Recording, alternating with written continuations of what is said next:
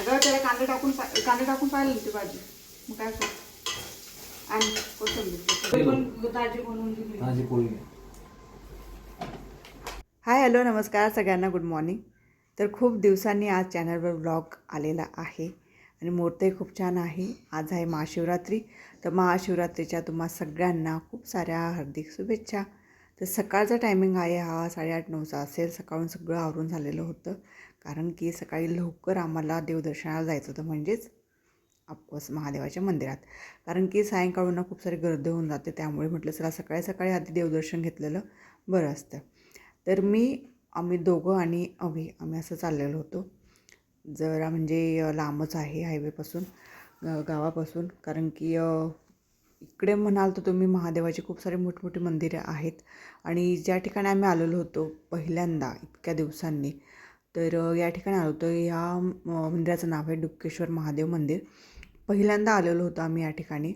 आणि का कुणास ठाऊक सकाळी आमच्या दोघांच्या तोंडातनं अचानक निघालं की आपण या महादेवाला आधी जायचं, आणि तिथेच आलेलो होतो. आणि खूप छान परिसर आहे हा, खूप मोठा परिसर आहे, फक्त मंदिरासाठीचा आहे आणि खूप छान वाटत होतं.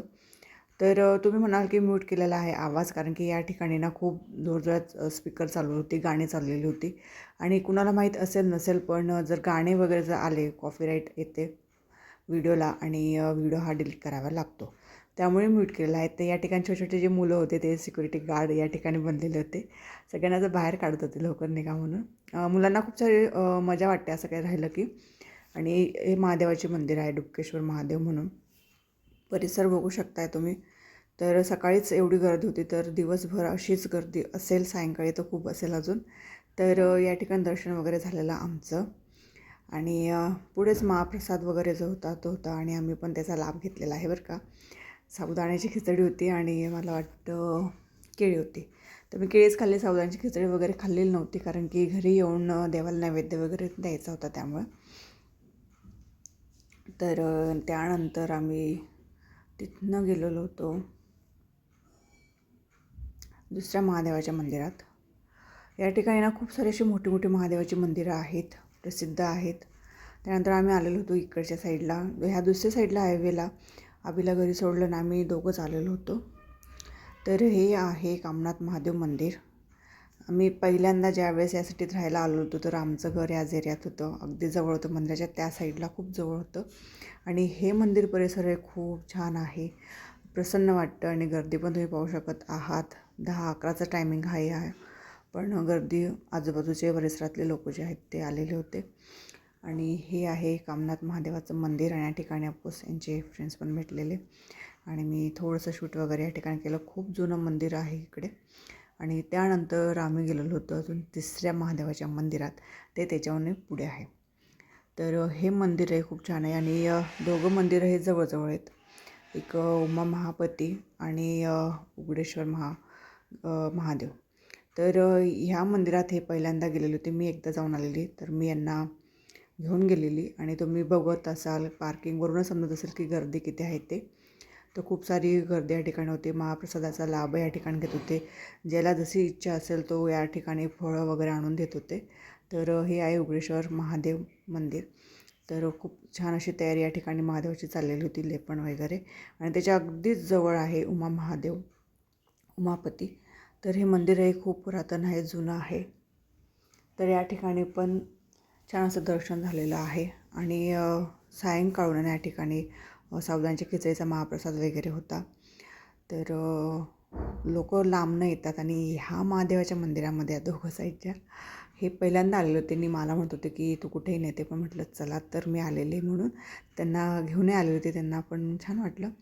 मंदिरावरून तुम्हाला कळत असेल की मंदिर हे किती जुने पुरातन आहेत. ते थोडे सिटी बाहेर आहेत, गावाबाहेर आहेत, पण मन प्रसन्न होऊन जातं एकदा जरी गेलं तरी.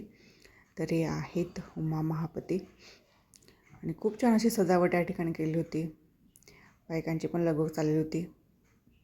त्यानंतर त्याच साईडला, दुसऱ्या साईडला ओम शांती ओम जे आहे, तर त्यांच्या ठिकाणी बर्फाचा महादेवाची लिंगची इथे स्थापन केली होती. तर त्याचंही छान असं दर्शन झालेलं आहे.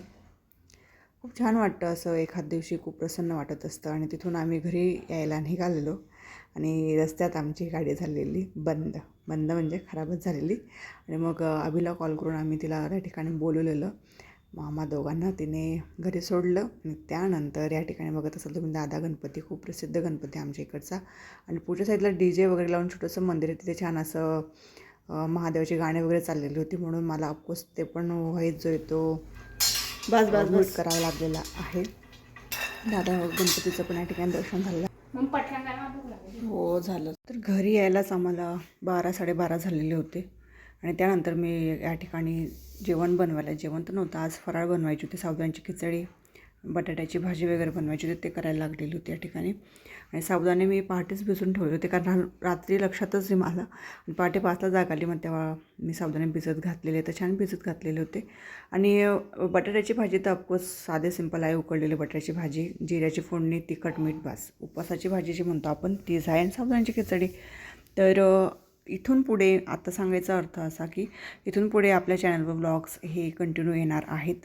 थोड्या मध्यंतरी थोडंसं काहीतरी आता असतात, काही इश्यू असतात, तर इग्नोर करायचे आहेत काही गोष्टी, त्या इग्नोर करून आपलं जे काही आहे ते चालू ठेवायचं आहे. तर इथून पुढे तुम्हाला नक्कीच चॅनलवर जे आहे ते व्हिडिओ हे पाहायला मिळणार आहेत. तर ह्या व्हिडिओनंतर आहे ना तुम्हाला लग्नाचे व्हिडिओ जे आहेत ना ते अपलोड होणार आहे चॅनलला, 1 किंवा 2 येतील. तर लग्न होणे 1 महिना झालेला आहे, तर 1 महिन्यामध्ये मी तो व्हिडिओ अपलोड केलेला नाही आहे. तर नक्कीच यानंतरचे जे ब्लॉग येणार आहेत तर ते नक्कीच बघाल अशी माझी इच्छा आहे. तर चॅनलवर व्हिडिओ येण्याचं कारण खूप काही आहेत. थोडीशी मनाची मनस्थिती पण असते. थोडंफार आपल्याला थोडंसं कोणी असं डिमोटिवेट केलं ना तर इच्छा नाही होत. आणि खरंच माझ्या 6 महिन्यापासून आहे ना असं मोबाईल घेऊन व्हिडिओ करणं, बोलणं हे खरंच मला असं आतनं येत नव्हतं. तसं उत्साह आपण म्हणतो ना, एनर्जी ती येत नव्हती. पण शेवटी मग म्हटलं चला जाऊ द्या, आपण आपल्या याच्यापासून थोडंसं असं भरकटल्यासारखं होत आहेत, तर ते न करता आपलं जे आहे ते आपण करूयात. कारण की आहे आपल्याला, आपली इच्छा आहे, आपल्याला येतं पण आणि आवड पण आहे, त्या सगळ्या गोष्टी आहेत. तर आपण हे बंद करायला नको. आणि मला ऑफकोर्स खूप जण भेटले, आता फ्रेंड सर्कलमधले असतील, नातेवाईक असतील, तर त्यांनी आवर्जून सांगितलेलं की तू कर म्हणून, आम्ही तुझ्या व्हिडिओची वाट पाहतो. तर ठीक आहे, त्यांच्यासाठी का असेना मी आज जी ती सुरुवात केलेली आहे. तर या ठिकाणी आपलं फराळ पण रेडी झालेलं आहे. साबुदाण्याची खिचडी आहे, बटाट्याची भाजी, देवाला नैवेद्य पण दाखवला गेलेला आहे. तर त्यानंतर दुपारी आता टायमिंग झालेला हा 3चा. मला सगळं आवरता 3 वाजलेले आहेत. आणि मी पुन्हा किचनमध्ये कामाला आले. तर ते कशासाठी, तर बघा, कारण की श्लोकने अजिबात जेवण केलेलं नव्हतं आणि त्यासाठीच हे चाललेलं होतं. त्याने उपास केलेला नव्हता, म्हणून त्याला जी आहे हे साबुदाण्याची खिचडी आणि ही जी आलूची भाजी त्याला नको होती, त्याला त्याच्या आवडीची भाजी हवी होती, म्हणून हा प्रयत्न.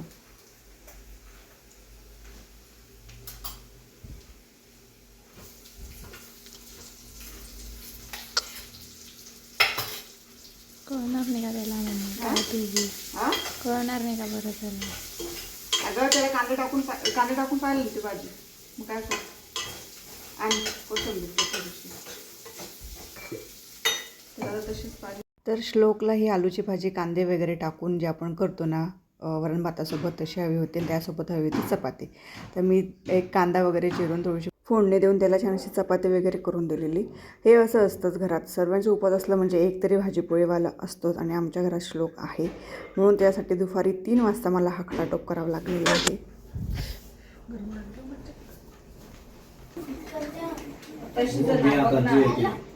हे बघ ना, पोळी पण ताजी बनवून दिली, ताजी पोळी काय लागेल त्याच्या आवडीची भाजीपोळी बनवून दिली, तरी सुद्धा त्याचे नाटकं चाललेच होते. शेवटी त्याच्या पप्पांना दाखवलं, ते बोलले तेव्हा कुठं तो जेवायला बसलेला आहे या ठिकाणी. आणि सगळं आवरून झालेलं आहे, किचन वगैरे, आणि भांडी बाकी होती. टायमिंग झालेला होता 3-3:30 झालेले होते. कारण उपास म्हटलं तर फक्त नावापुरताच असतो, जी आपली रोजची कामं जी असतात ते असतात. मला तर वाटतं ना भाजीपोळी करून मोकळं झालेलं बरं असतं उपास असला म्हणजे.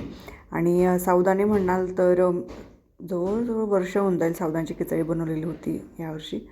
आणि त्यानंतर टायमिंग झाला होता हा 4-4:15चा. आणि या दोघा तलपींना लागली होती चहाची तलप.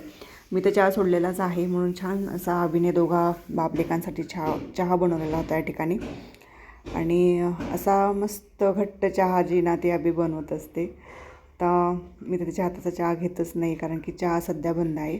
आणि त्यानंतर रात्री हा टायमिंग असेल 9:30-10चा. आमच्या इकडे छान असं शिवधाम उद्यान जे आहे, मोठी शिवाची मूर्ती आहे, त्याचं उद्घाटन या ठिकाणी झालेलं होतं आणि तेच पाहण्यासाठी आम्ही आलो होतो. आम्ही येईपर्यंत बहुतेक कार्यक्रम हा झालेला होता, पण गर्दी पाहाल तुम्ही 10-10:30 झालेले होते. आणि छान असा उद्यान या ठिकाणी आलेला आहे. खूप गर्दी होती या ठिकाणी, पण मी व्हॉईस जो आहे रिअल व्हॉईस तो म्यूट केलेला आहे, कारण की या ठिकाणी DJ वगैरे लावलेले होते, गाणे लावलेले होते त्यामुळे.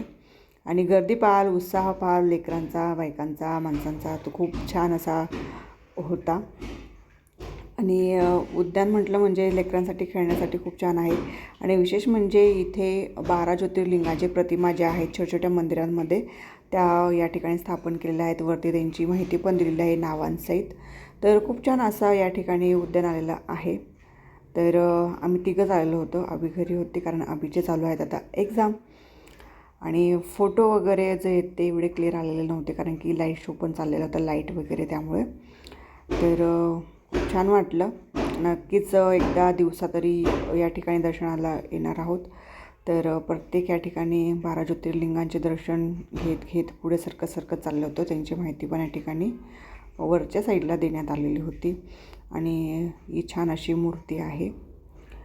तर खूप मोठी पण आहे, उंच आहे. तर या ठिकाणी बहुतेकांचे फोटोशूट वगैरे कॅमेरा चाललेले होते. तर ते पाहिल्यानंतर आम्ही आलो होतो आता घरी.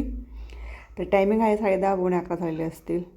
तर आजचा व्हिडिओ तुम्हाला सगळ्यांना कसा वाटला आहे तर नक्की मला सांगाल, कारण की खूप दिवसांनी एडिटिंग करते, व्हॉईस ओव्हर करते, त्यामुळे असेल कदाचित. तर व्हिडिओ आवडल्यास नक्कीच लाईक, शेअर आणि सबस्क्राईब करा. तोपर्यंत tata, bye bye, good night.